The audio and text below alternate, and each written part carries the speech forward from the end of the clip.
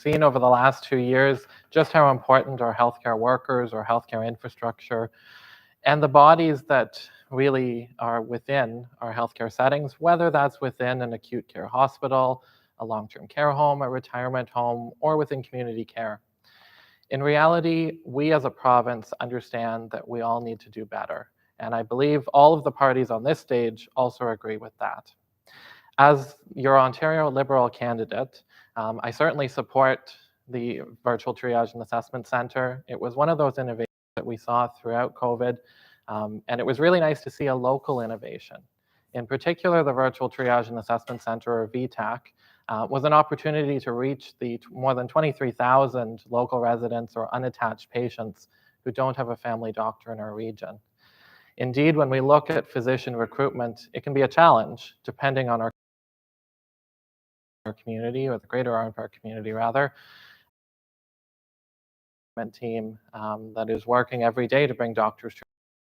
But in reality, when we have one doctor that retires with a patient load of 2,500 patients, we generally need 2 physicians to replace that patient load, where physicians tend to prefer 1,200 to 1,500 patients each to ensure that they have those connections with their patients. We as a Liberal Party will certainly work and support innovative solutions to the healthcare challenges that we're facing, particularly in rural communities. And I'm very confident that as your next Liberal Member of Parliament, Provincial Parliament, we will be able to address permanent funding for VTAC and ensuring that our patients have the support that they need. Thank you, Oliver. Kurt, please. Thank you very much for the question. Healthcare is extremely important because this is a service all of us will need at some point in our lives. And what are we going to do about it? The NDP has a number of priorities, and this is a really big file in this election. We want a couple of things specifically. We want to repeal Bill 124, which freezes the wages of the very people who have been working in healthcare to keep us safe over the COVID pandemic.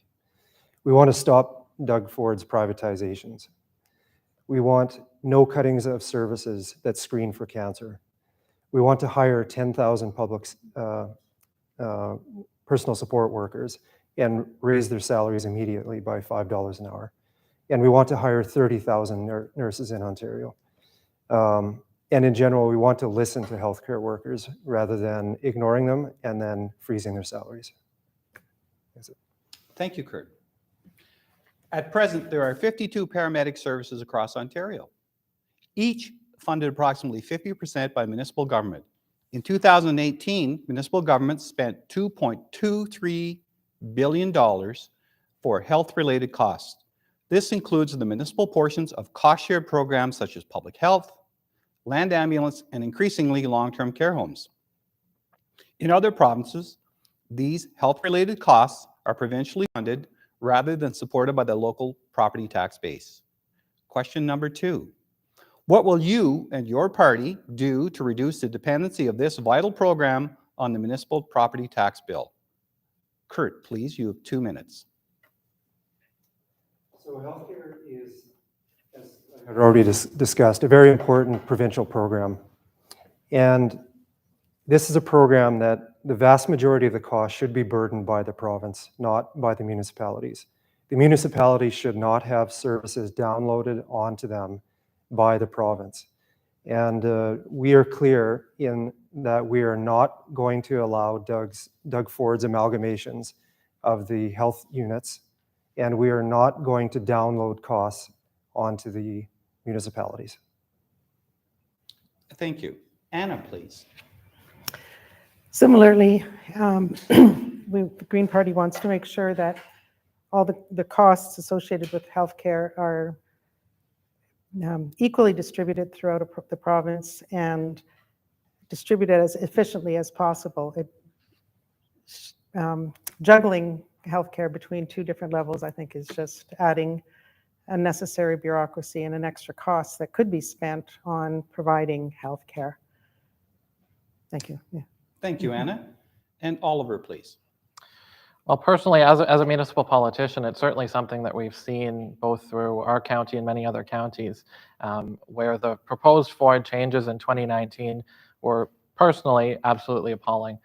It was amazing to think that the Ford government believed that we could amalgamate paramedic services for all of Eastern Ontario, amalgamate public health units for all of Eastern Ontario. These certainly are things that we don't want. And as Liberals, we will certainly oppose them should they come forward again in the future. When it comes specifically to the funding, it is of course a conversation that we can have with our municipal partners through the Association of Municipalities of Ontario and our other staff level associations to ensure that we find the best balance between providing services to our residents and also maintaining that local decision-making power, because it's really important that when we talk about healthcare issues, and in particular public health and paramedic services, that we have that input from the local level. Our municipal councillors and staff are the closest ones to our residents, and they certainly should be the ones making the decision as to where we put our public financing dollars in that field. Thank you, Oliver. This next question comes to us from Addiction Treatment Services. They service all of Renfrew County and are sponsored and hosted by Renfrew Victoria Hospital. Question number 3. Due to the alarming increase in opioid deaths and the dramatic increase in the need for addiction-specific services, how would you, in your role as the MPP for Renfrew-Nipissing-Pembroke, address this health care crisis in partnership with the current addictions treatment service providers? And Oliver, we'll start with you, and you have 2 minutes, please. Well, certainly mental health and addictions is a priority for the Ontario Liberal Party. We've seen over the last 2 years just how important maintaining good mental health is. We've seen it in schools, we've seen it in long-term care homes, and we've also seen it within the opioid crisis. Even here at the local level, we have seen people that have passed away or that have been very gravely injured from opioids. So it's very important that we work with our community partners, whether that's our public health unit on education, whether that's addiction and treatment services, as well as some of our other partners, more so in the mental health sphere, when we look at Phoenix Centre and the great programs that we're having in the south of the riding in terms of the Yonge-Parent District Family Health Team and Counselling Connect and the collaborative eWalk. And these are the kinds of programs that we've thought of here in rural Ontario and that work for us and that we should certainly continue to fund and work with in the future. And it's my commitment, should I be your next member of Provincial Parliament, that I would work very collaboratively with all of our community partners and the Renfrew County Mental Health and Addictions Planning Table to make sure that we address those issues. Thank you, Oliver. Anna, please. Well, certainly mental health has been a priority, is a priority for the Green Party in this election, and that includes addiction. The Green Party is committed to spending 10% of our health budget to include mental health care under OHIP. We would work with the communities to see what is needed and support the centers. And Kurt, please. Thank you, Anna. So opioid addiction as well as mental health care are very important issues. These opioids specifically cause far too many deaths. The NDP wants to bring in a comprehensive mental health care program into OHIP. And we think that opioids requires a province-wide strategy. Opioids are not a problem that can be solved by one municipality alone. We think that a systematic solution is required at the provincial level. That's it. Thank you, Kurt. Moving forward, our next topic will be on the environment. Polling shows Ontarians are concerned about the environment and are increasingly asking about greener transportation. The networks and the electric vehicles are becoming more and more popular. Question number 4.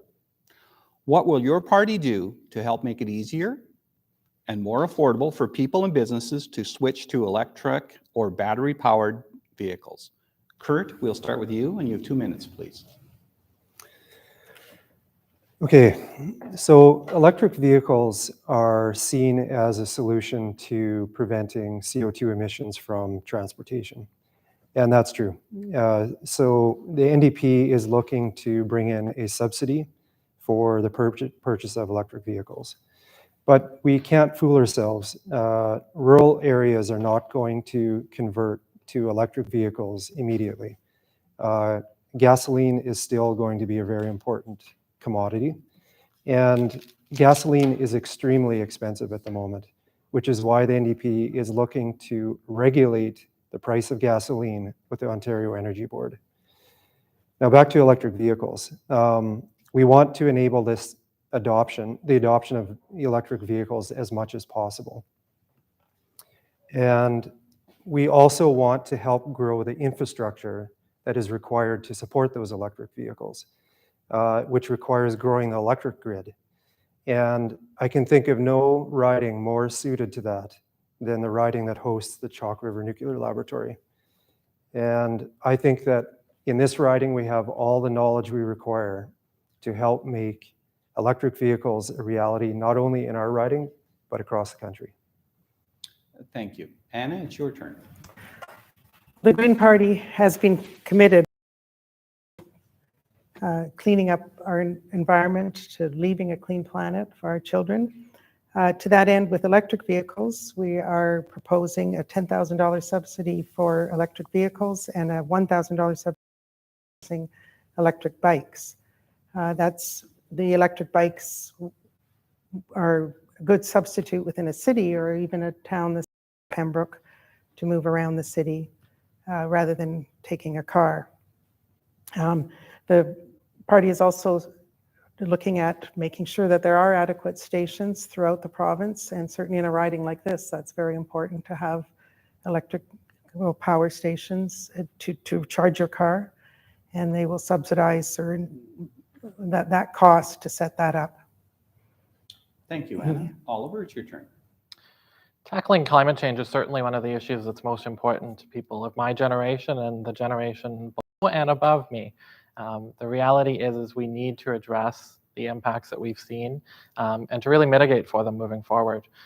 When we look at the 2017 and 2019 floods here in Renfrew County, we really have seen the impacts of climate change, and we need to address it. It's certainly in a crisis position, and we as Ontario Liberals are ready to take that by the horns. We have proposed increasing rebates. We've also proposed following the federal government's lead and increasing or practically doubling the rebate that they currently have for mid-sized electric vehicles. These would be ones approximately between $35,000 and $65,000. We also would support what the Ford government has been doing recently when it comes to installing electric vehicle charging stations. But in reality, after pulling out charging stations 3 years ago, it's a little too late for the Ford government to be harping on that issue. We as Liberals, we really think it's important that we tackle this issue, that we address environment from many perspectives, that we plant 800 million trees, that we create 5 new provincial parks, that we work with our local communities to create innovative rural transportation solutions. And all of these things put together will be what we need to work together to address this issue. Thank you, Oliver. At present, municipal government funds and operates the municipal blue box programs, and they have been an increasing burden on municipal budgets and one that they have little ability to influence. Municipal governments cannot control the type of packaging being supplied into the market. They have little influence on recycling markets, nor can they predict changes in packaging to make appropriate investments in collection and processing infrastructure. By shifting responsibility to producers, a net savings to property tax payers and ratepayers will be achieved once fully implemented. For example, over $135 million per year based on 2018 costs. The Conference Board of Canada estimates that increasing waste diversion in Ontario would support an additional 12,700 jobs and add as much as $1.5 billion to Ontario's GDP.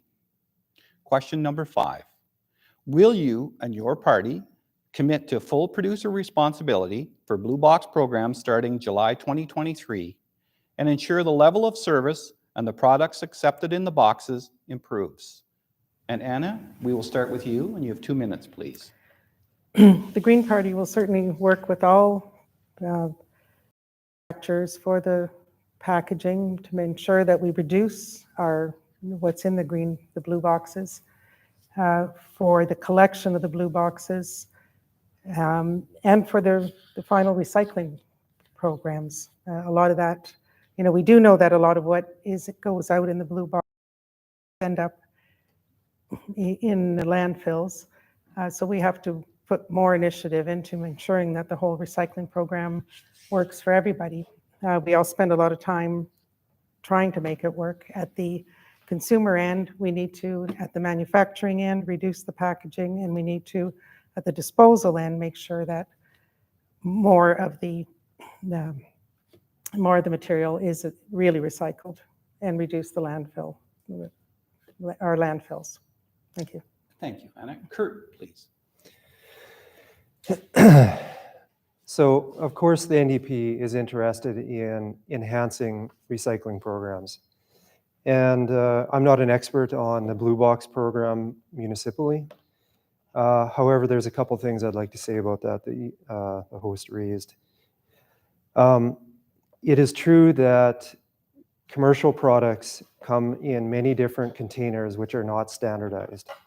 And this is a problem globally and nationally. This isn't just a municipal problem. If we really want to reduce how much we recycle, producers of consumer goods need to be forced to use standardized containers so that there's a recycling program which actually can recycle specific kinds of containers.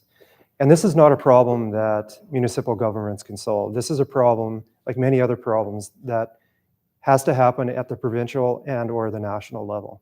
And the NDP, of course, is interested in making this happen.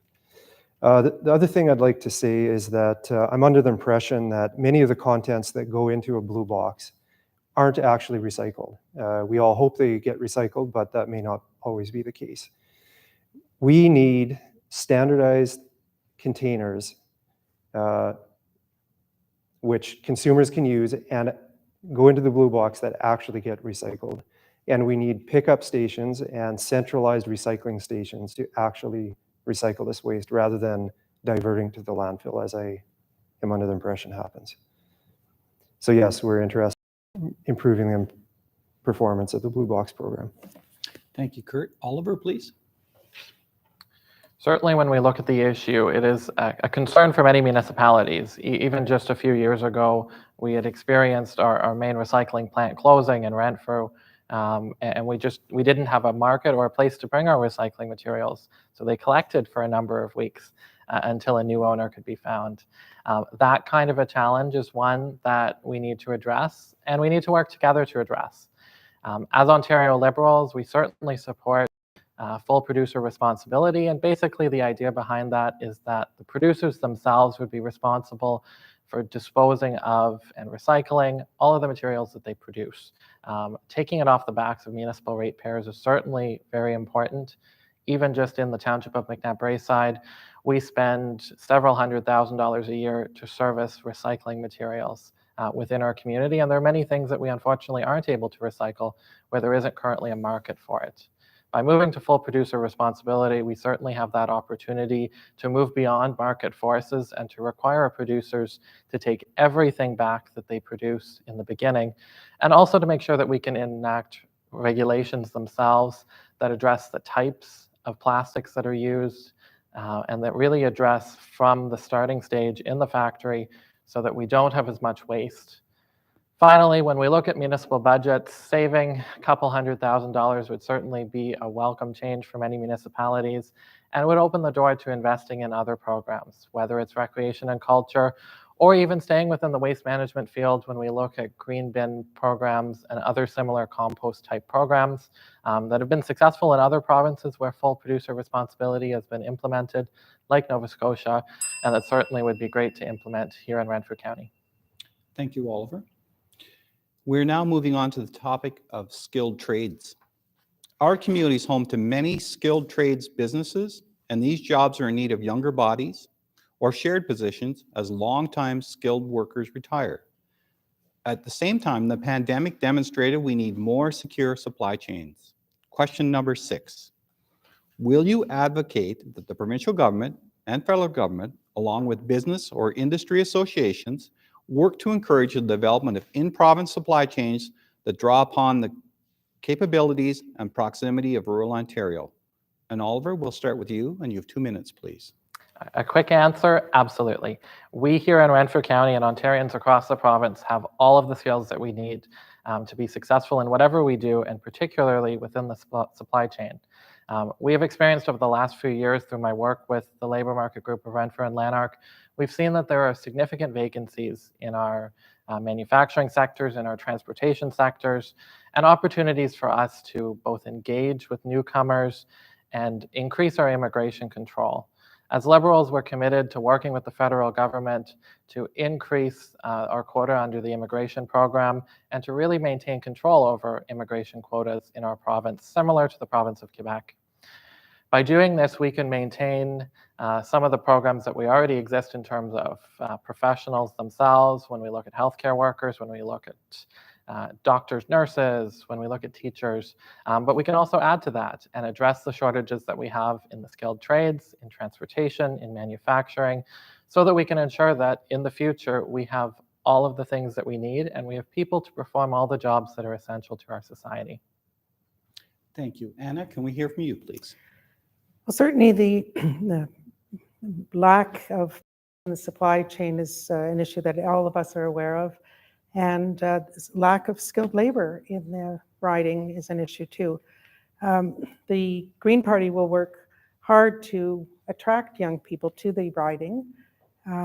This can be done. We can fund tuition programs for colleges in the riding and bring people to the riding. As far as localizing the supply chain, the big focus for the Green Party is to try to localize our food production as much as possible. The war in Ukraine we know it's going to create worldwide shortages, and we are dependent on right now on importing a lot of food, and that's something that we shouldn't be. We have a lot of good agricultural land here in our country and in the riding. The Green Party will work hard to protect agricultural land from ever being developed on. That's part of the whole program for protecting wetlands, protecting our forests, protecting all the land that we have so that we can support ourselves now and into the future. Thank you. Thank you. And Kurt, please. So I'm going to talk about jobs and supply chain because I think they're related.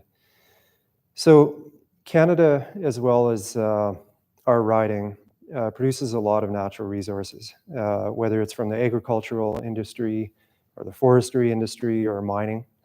And we have to make sure that any kilogram of product that we produce in our riding or in the province is processed as much as possible in Ontario and in the riding.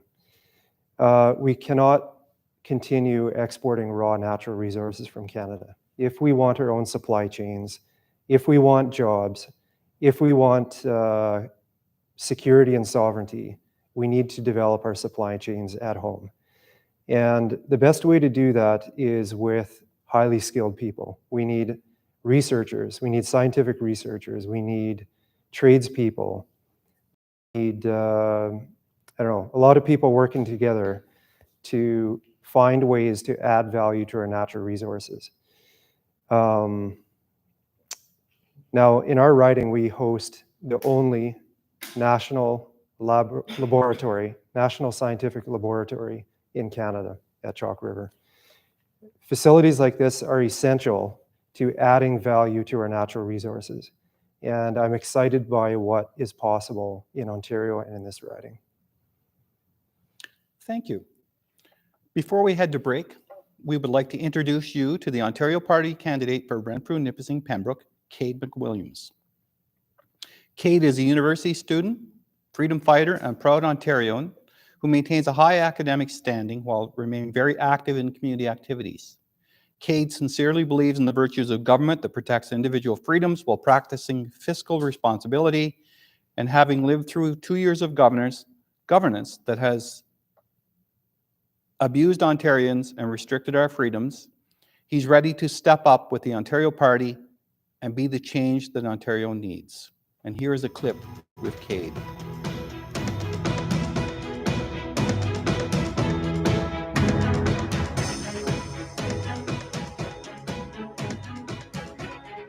Hello everyone, my name is Kate McWilliams, and I am excited to announce that I will be running with the Ontario Party for MPP of Renfrew-Nipissing-Pembroke in the upcoming June election. I'm a proud Ontarian who loves freedom, and I want to do whatever I can to make my community the best possible place to live. I believe in financial responsibility in all levels of government, and that politicians should be held accountable for their actions. Throughout my lifetime, I have witnessed our politicians promise the world, spend a large fortune of our hard-earned money, and fix no problems. The worst part is that we accept this. This must change. It's time to put the people back in charge of Ontario. We need leaders who will make sure that constituents' rights are respected and protected, regardless of religion, creed, and political ideology. We need leaders who will not hide from their constituents when tough times approach. The establishment parties debating before you tonight have caused the problems that Ontario is in. They have caused the collapsing healthcare system, the ballooning costs of living for the average Ontarian, and a financial debt disaster that will wreak havoc on future generations. How can we expect the establishment parties to present solutions to the problems that they themselves have caused? The Ontario Party is not an establishment party, and we bring real solutions that will actually impact you and your families in a positive way. We have a plan to bolster our healthcare system, reduce government spending, and ensure that every child in Ontario gets the best possible education. Throughout the next week, I will be touring the Valley at various meet and greet stops. I invite all of you watching to come out and listen to the Ontario Party's plan for a better Ontario, as well as I invite all of your questions. I look forward to meeting you on the campaign trail. Thank you very much.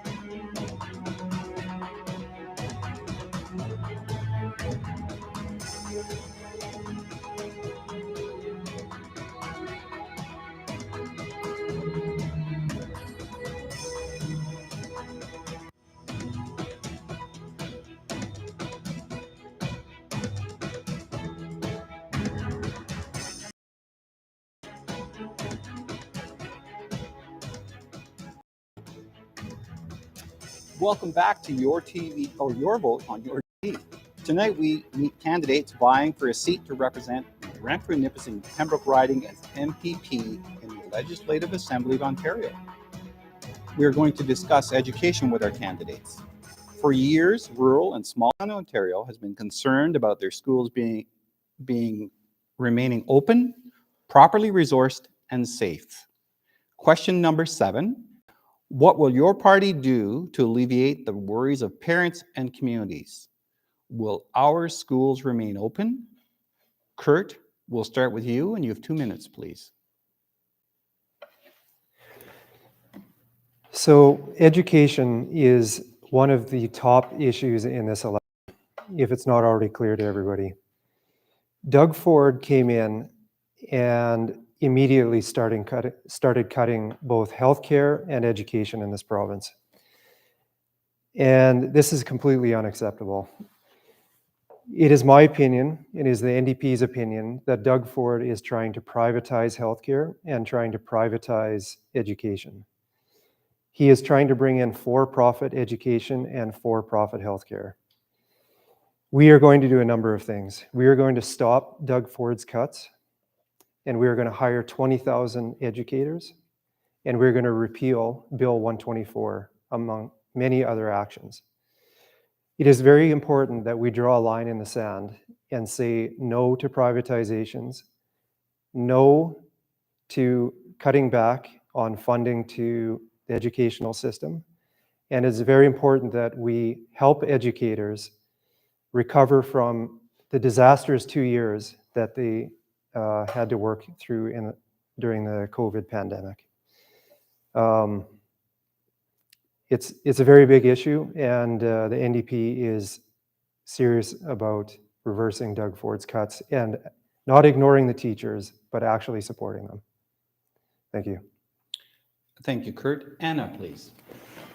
Education is also a priority for the Green Party. Certainly, we want to reduce the class sizes to a lower number than they are now. I believe it's 24 per class. We want to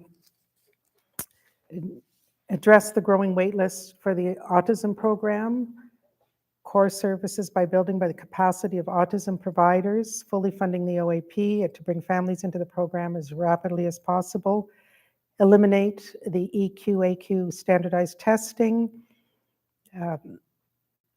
definitely look at refitting the schools. The ventilation was a big issue during the COVID crisis. It's another issue that has to be addressed. The schools have to be modernized.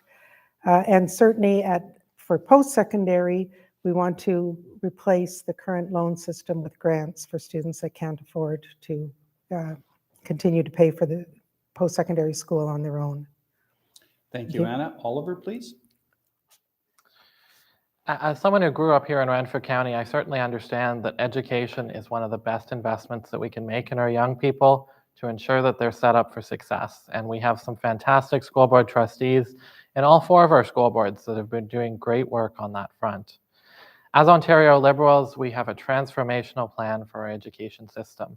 We are proposing, similar to other parties, to cap class sizes, but we as Liberals believe we need to cap class sizes at 20 students per class to ensure that teachers and other workers in each classroom have the ability to work with students, to create individualized learning, and to ensure that all students have the supports that they need to be successful and to learn within the school and classroom environment.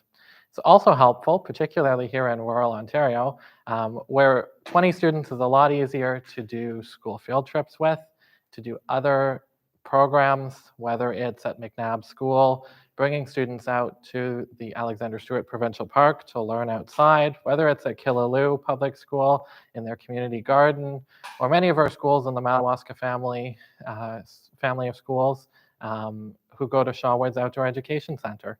We certainly have some great jewels here in Renfrew County, and we as Liberals will continue to support them.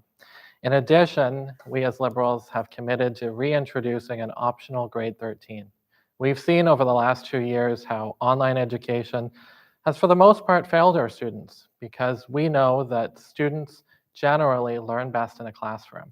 Of course, there's about 10% of students that the literature supports that may actually benefit from online learning. But the reality is that students benefit more in the classroom with a caring teacher that can help them through issues and topics and to explore their passions.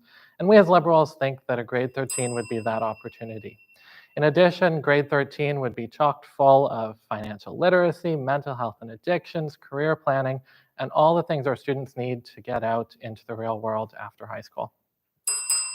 Thank you, Oliver. Continuing the topic of education, question number 8.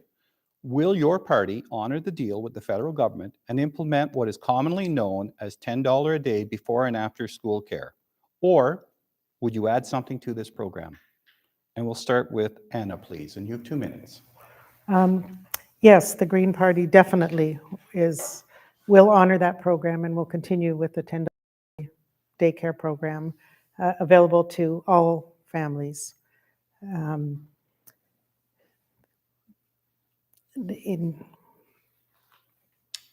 We also want to introduce a lunch program for schools, which that would be for all students who need it at all ages.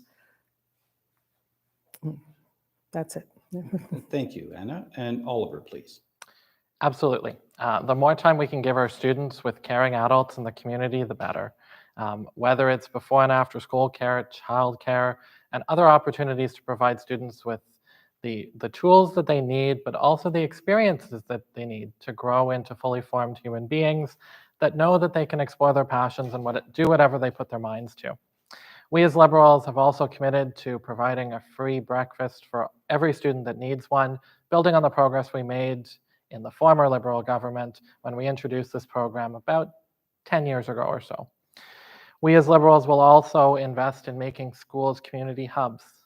We have seen over the last 2 years just the importance that schools have had, but also the opportunities that we've lost where we haven't had the ability for community groups to come within the school setting to work with our students both before, during, and after the regular school day to bring things in that are different. We have some fantastic programs when it comes to bringing stress relief activities in high schools, partnering with local libraries to bring increased book selections to schools, working with some of our service clubs to bring opportunities for volunteering and financial literacy training, and all of the things that we need to build to make sure that our students are successful.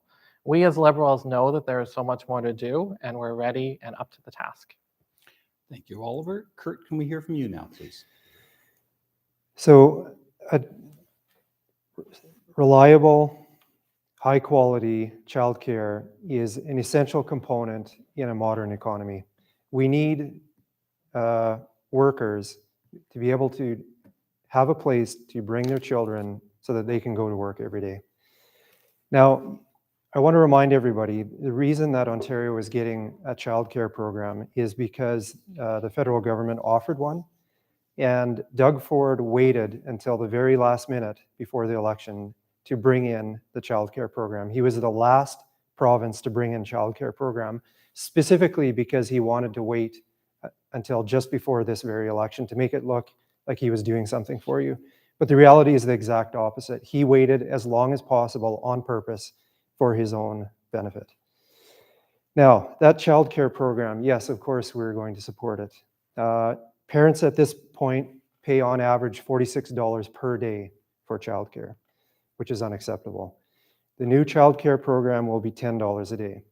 And the current plan is to bring it in by 2025. We want to accelerate this. We want this in faster. We want it implemented as soon as possible so that parents can benefit immediately.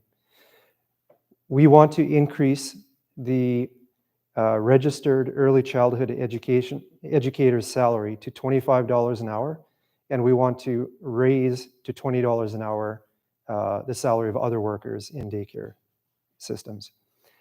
And we want to increase the number of licensed childcare facilities and daycare spaces. And we want to reverse Stephen Lecce's plans to bring in for-profit daycare. We want public, high-quality daycare. Thank you. Thank you. Question number 9, and we've heard a little bit about this earlier. What is your party's plans to assist autistic children and their families and to alleviate the wait list? And we'll start with Oliver. Oliver, you have 2 minutes. Honestly, the autism system is something that has been broken for a long time. Even under the former Liberal government, it had its challenges, and we thankfully had parents and caregivers that were there to advocate on behalf of their students and their youth and their patients. As the Ontario Liberal candidate here in Renfrew-Nipissing-Pembroke, I certainly commit to working alongside our Liberal MPPs and likely members of other political parties as well in the next legislature to make sure that we bring in a needs-based program that provides opportunities for all of our youth that have autism to be as successful as possible in their lives, to receive the care that they need, to receive the compassionate care that they need. Because in reality, we exist as a government and we exist as a society to support each other. In addition, we as Liberals have committed to working on a direct pay model to ensure that families themselves don't have to pay out of pocket, that we as the Government of Ontario support families and pay for the services that our children with autism need. Thank you. And Anna, could we hear from you, please? Well, as we all know, the last government cut funding for autism drastically and provided it on a fixed amount rather than a needs-based amount. The Green Party is committed to bringing back the needs-based amount for funding and to fully fund children that need a good autism, that need support. This program has to be available with the school, through the schools or providers. Thank you. Yeah. Thank you, Anna. And Kurt, please. As the other two candidates mentioned, there were disastrous cuts to the autism program in Ontario when Doug Ford came in. As is usual with Conservatives, they go after the most vulnerable first. They will cut any program if it saves them a penny. It doesn't matter how desperate those programs are required. Yes, we are interested in restoring the cuts to the autism program. I didn't bring the details of our platform on that, but I promise to have details of that program tomorrow on our website. Thank you. Thank you, Kurt. Moving on to our next topic of housing market and affordable homes. Not everyone needs a home, or not everyone needs a house, but everyone needs a home. Lack of affordable housing is a national crisis.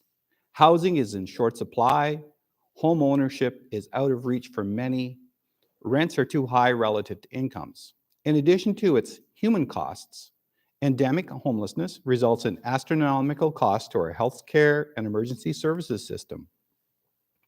All three orders of government and our partners in the private, nonprofit, and cooperative housing sectors need to undertake a comprehensive response to affordable housing and homelessness. Question number 10. What will you and your party do to assist people in finding a home? Anna, we'll start with you, and you have 2 minutes, please. Housing is also a priority for the Green Party. The Green Party has allocated $7.2 billion for a comprehensive housing strategy to build 182,000 affordable homes and spur a new supply of 1.5 million homes throughout the province. Certainly, if we had enough homes for everybody, this would drive the price down. Additionally, the party has proposed a program where has proposed that real estate agents cannot accept closed bids on houses, would have to be open. The inspections would be required. Right now, a lot of the agents are building up such a demand that people are purchasing homes without having an opportunity to inspect them. And we need legislation to stop that as well. Thank you, Anna. And Kurt, please. The NDP, along with everyone else in this province, is well aware of the problems with housing and the incredible inflation that's going on in the cost of housing. We think that there is entirely too much speculation going on in this industry, and we think that there is profiteering going on in this industry. So we propose a number of activities. First of all, we want to bring in a 2% vacancy tax, which is modeled on the system in BC. So this would be a 2% tax on homes that are not occupied. Second of all, we want to bring in a pay what the previous tenant paid rule. At this moment, tenants or landlords evict tenants knowing that the next tenant that comes along will be paying more rent. If we bring in a rule that prevents the new tenant from being able to be charged more rent than the previous tenant, this will stop forced evictions. Third of all, we want to close the loophole on the non-resident speculations tax. So this is an existing tax of 20% that applies to foreign nationals and foreign corporations, but it does not cover domestic corporations, which is a giant loophole. We will close that loophole. And we want to bring back rent control. Rent control now applies to houses built before 2018, I believe. And this is unacceptable. Rent control has to apply to all units. Thank you. Thank you. And Oliver, please. Of course, the housing issue is not one that can be solved with one action. It is indeed a very complex issue that really, in my opinion, can be solved with three different pillars. So the first one is supply. We as Ontario Liberals will build 1.5 million homes over the next 10 years. These homes will support 150,000 new jobs in the construction sector and in other sectors involved in residential home building construction. We will also work on building deeply affordable units to ensure that we support our social services providers like the Renfrew County Housing Corporation to build more stock for their clients and to reduce the wait lists that exist. Certainly, when we look particularly at the social housing wait list, it doesn't make sense to even have a wait list for social housing. We need to build those units now and get them done so that those people can be housed, because the alternative is homelessness or living on couches, couch surfing with friends. Those are things that just shouldn't happen in a province like Ontario and in an economy that we have here in a first world country. In addition, in the second area, we will also return rent control. This was a program that existed under the former Liberal government and that the Ford government removed for homes built after 2018. Their theory was more people and developers will build homes if they can alter the rent to whatever level they want to at any time. In reality, it didn't work. It didn't help to build more homes, and it certainly didn't help with the affordability crisis. In reality, what it did is it made housing even more unaffordable for folks. With all of the development that we've been seeing, rent control would certainly assist to ensure that our people can afford homes, can afford safe homes, and we can also introduce inclusionary zoning to make sure that municipalities have the tools that they need to require affordability, sustainability, and access for people with disabilities. Thank you, Oliver. There's been a significant amount of finger pointing by some and suggestions that the municipal planning authorities are the roadblock to new homes. Are you and your party prepared to recognize the complexity and lack of clarity between the Planning Act, growth plans, and the provincial policy statement contributing to the slowness of builds? Question number 11. Will your party revise the provincial policy statement to better facilitate housing development in rural and northern areas?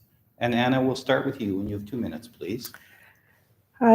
As you mentioned, there has been a lot of finger pointing in that direction. As an architect and someone who's worked on a lot of housing, a lot of those, I won't call the roadblocks, but when we submit an application to build, the reviews, the environmental reviews, looking at the assessment of that building on the environment or if it's in a municipality, on the area that's in, they're there for a good reason. They are there to prevent sprawl in farmland. It's to make sure that the integrity of a neighborhood stays intact. So yes, we all know that we have to approve new building faster, but we cannot do it and break down, or we can't do it too fast, or we will have housing in areas that we don't want, or building in area that we don't want. We need to protect our environment, and we need to protect our cities. Yeah. Thank you, Yeah. Anna. And Kurt, please.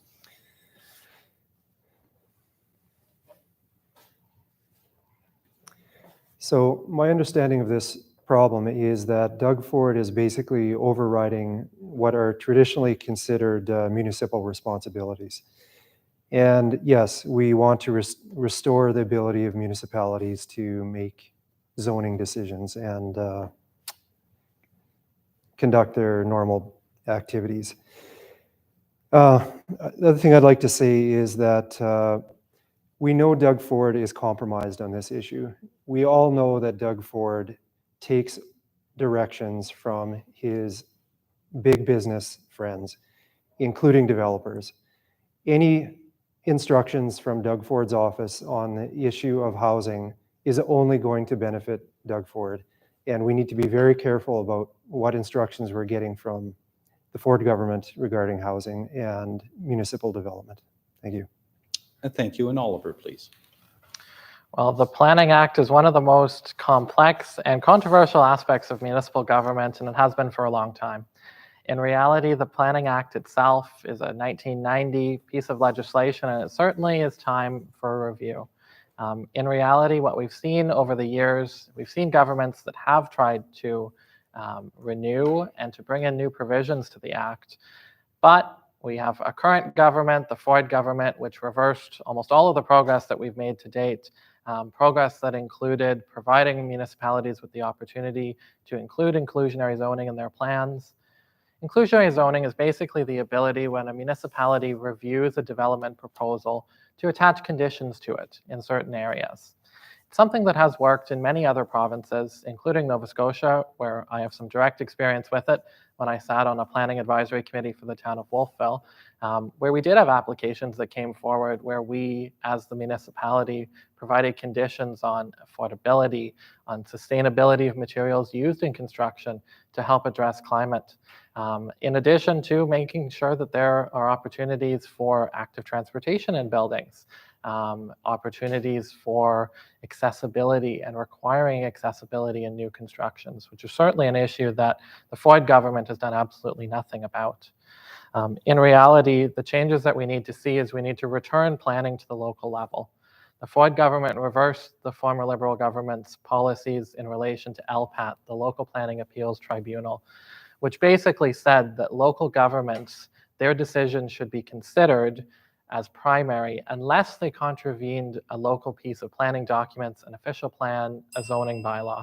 So in my opinion, and in the opinion of our party, it's certainly an area that we will work with municipalities on and work with here in Renfrew County, our 17 lower tier municipalities, our County of Renfrew as the upper tier, and the City of Pembroke.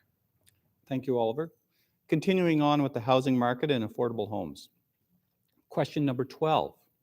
Will your party work with the municipal sector and others to develop and implement a provincial rental housing strategy with incentives such as tax credits and tax exemptions for private and non-profit housing developers, to encourage the building of new purpose-built rental housing, and to include specific initiatives to meet the unique needs of rural and northern communities? And we'll start with Kurt. You have 2 minutes, please. So yes, as I outlined earlier, housing and affordable housing, access to affordable housing is a very big issue for us. And as I outlined previously, we are out to regulate the housing industry. We are out to eliminate speculation and the inflation of rents. Yes, we are looking to expand the stock of affordable housing, as I believe the rest of our candidates here are today.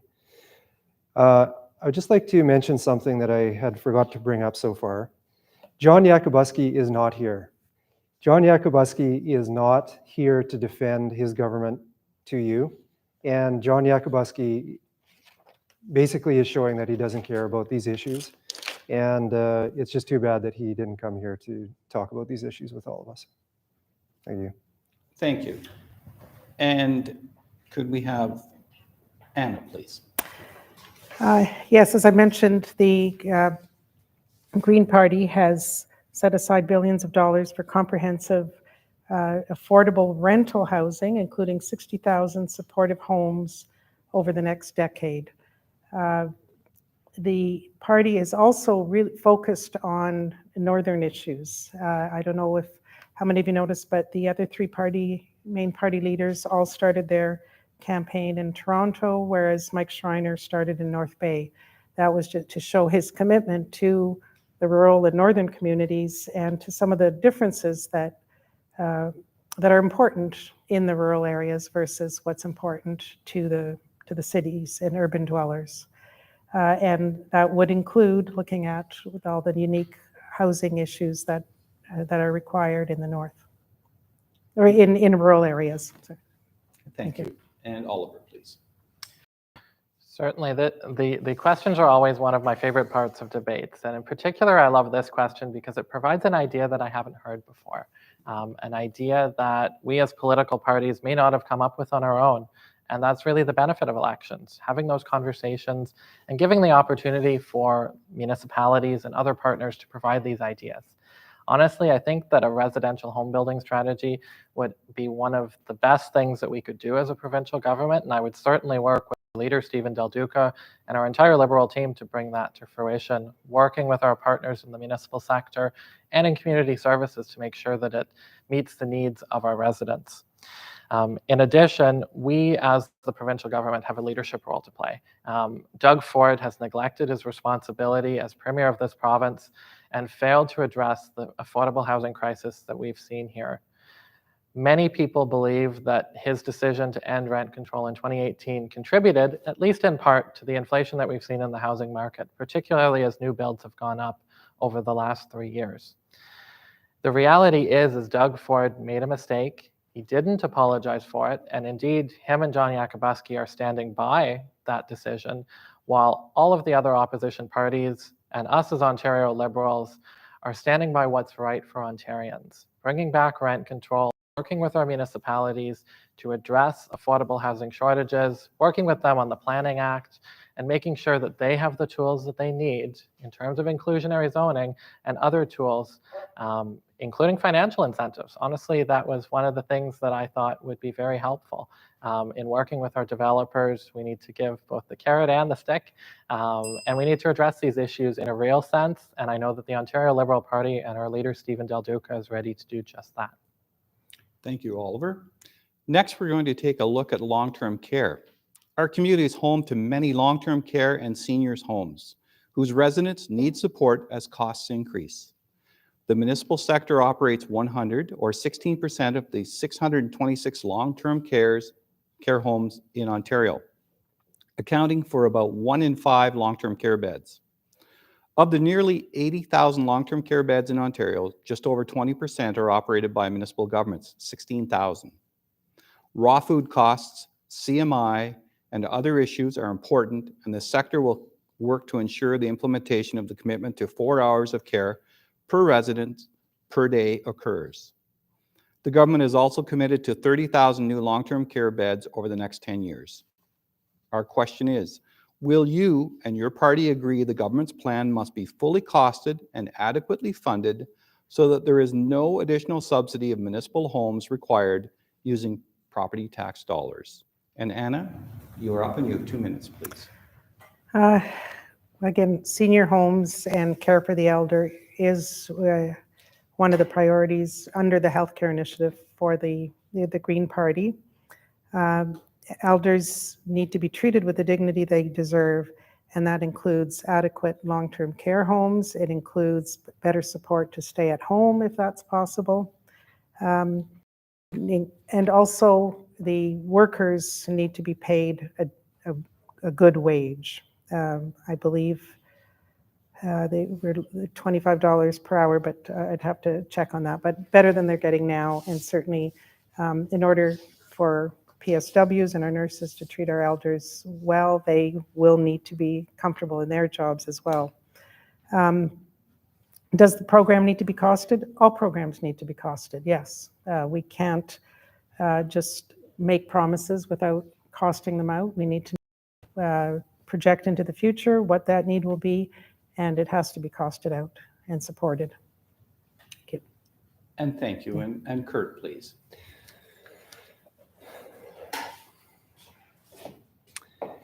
So this election is coming after a gigantic pandemic.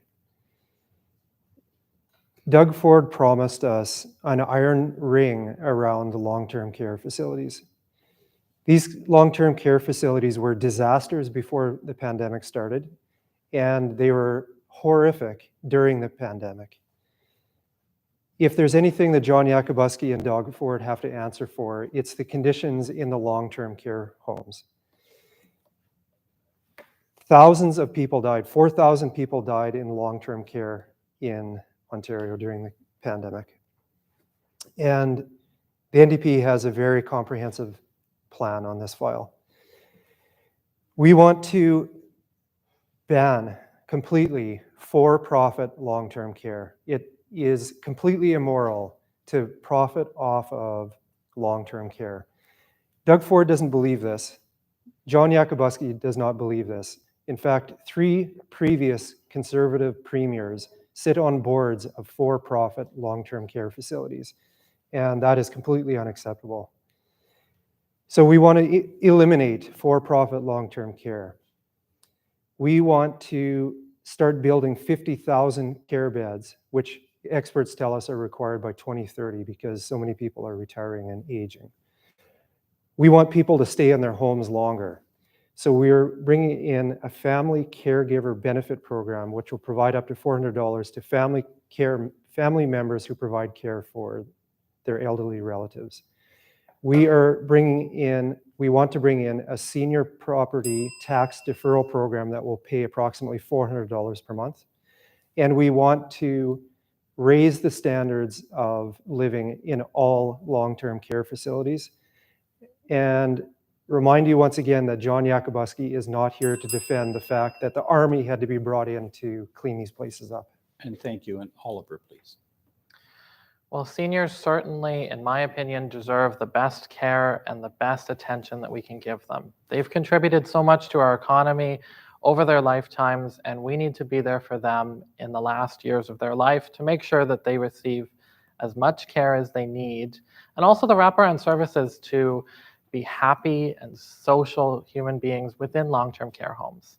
Working with our Empire Regional Health, we operate a long-term care home, the Grove Nursing Home, which we now have the new Grove Nursing Home, which opened just last fall and was a result of a commitment by the former Premier under the Liberal government to bring 94 beds to the town of our Empire. These kinds of investments are very important in long-term care. The reality is, over the COVID-19 pandemic, what we saw was for-profit long-term care homes did worse than nonprofit and municipally run long-term care homes. The reality there, and the thing that we really need to address as a society, is that the reason that they did worse is they didn't have the staffing and the supports and the culture that they needed to prioritize patient care and patient well-being over the profits derived for their investors and shareholders. Doug Ford and John Yakubuski support that program where for-profit actors are making money off of government investments in the people that we need to support the most. We as Liberals believe that it's time to end for-profit long-term care, and we will work together with our municipal partners and our nonprofit partners to transition over the next 6 years as licenses come up for renewal, all of the for-profit homes into the municipal and nonprofit sectors, and to provide the operational funding to support them moving forward so municipal taxpayers don't have to bear that burden. Thank you. We're going to take a quick break. We will return with more Your Vote coverage here on YourTV in a moment.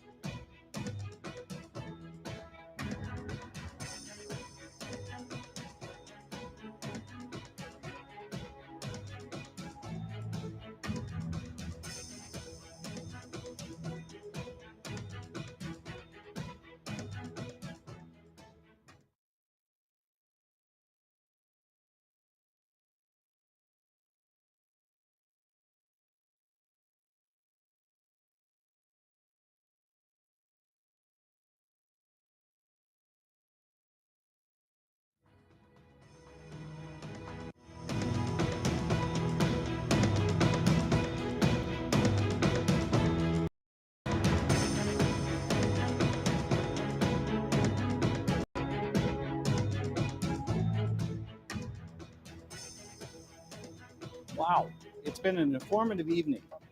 As we come to a close, each candidate will be given no longer than 3 minutes, going in reverse order of the opening questions, to give their closing statements. First up is Kurt. So thank you very much for your time. Thank you for tuning in.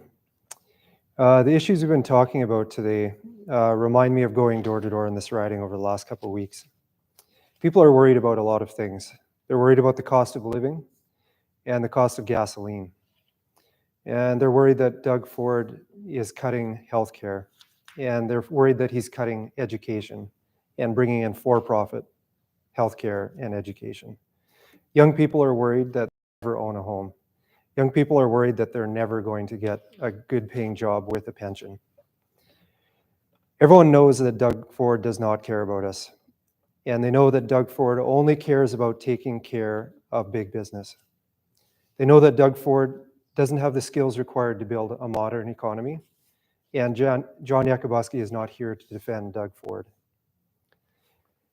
However, our riding has so much potential. We host the largest military base in Canada. We are commuting distance to the nation's capital, and we host the Ottawa River.